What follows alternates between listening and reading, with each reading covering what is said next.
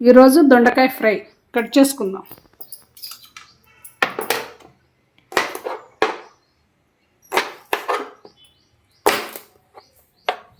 ఇలా రౌండ్గా కట్ చేసుకోవచ్చు. బిల్లలుగా కట్ చేసుకోవచ్చు. ఫ్రైకి కావాల్సింది ఉల్లిపాయలు, కరివేపాకు, దొండకాయలే. స్టవ్ వెలిగించుకుందాం. కడాయి పెట్టుకుందాం. ముందుగా ఆయిల్ వేసుకుందాం.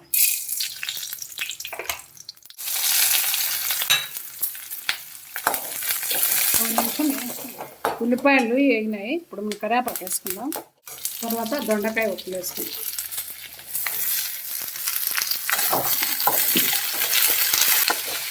బాగా ఎర్రగా వేసుకోవాలి. ఒక 2 నిమిషాలు. కాస్త ఉప్పు వేసుకుందాం. ఇలా మధ్య మధ్యలో కదిలిస్తూ ఉండండి, కింద మాడిపోతారు. నేనైతే ఉప్పు తక్కువ వేసుకున్నాను. మనకు రుచికి తగినంత మళ్ళీ వేసుకోవాలి. మూత వేసుకుందాం.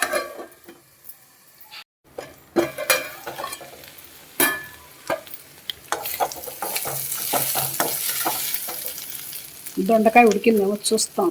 ఫ్రై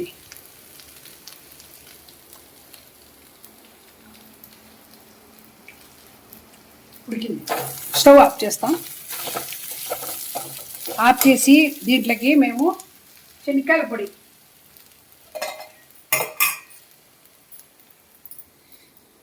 కారం వేసుకోవచ్చు, పప్పుల పొడి వేసుకోవచ్చు, శనక్కాయల పొడి వేసుకోవచ్చు. మేమైతే శనక్కాయల పొడి వేసుకుంటున్నాం ఫ్రైలోకి.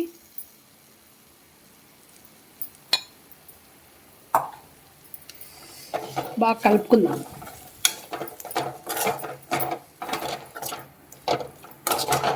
దొండకాయ ఫ్రై రెడీ.